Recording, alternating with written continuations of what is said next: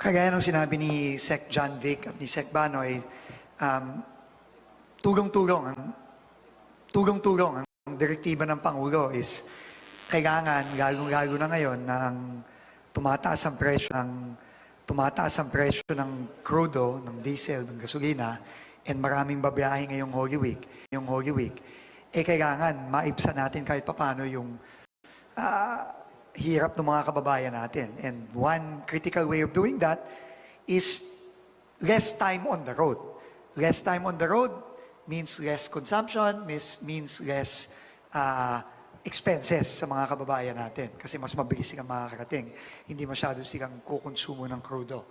So, nasabi na ni Sec. Banoy at ni Sec. John Vic yung mga obstruction natin, yung mga truck. Pero, ang DPWH naman,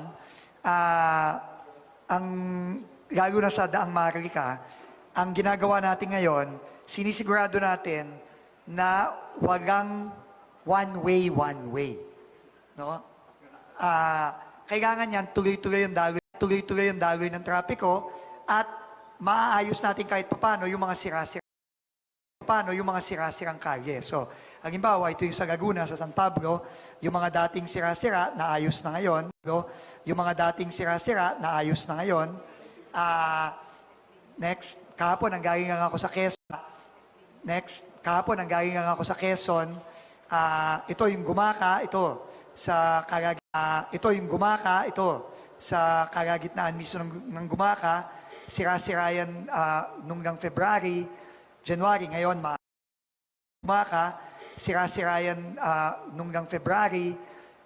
ngayon maayos na. No? So, importante yan kasi tuloy-tuloy dapat. At ang instruction natin sa lahat ng district engineer tsaka ang regional offices, walang ongoing dapat. Lahat yan tuloy-tuloy, walang tutukod, walang magsa-stop and go.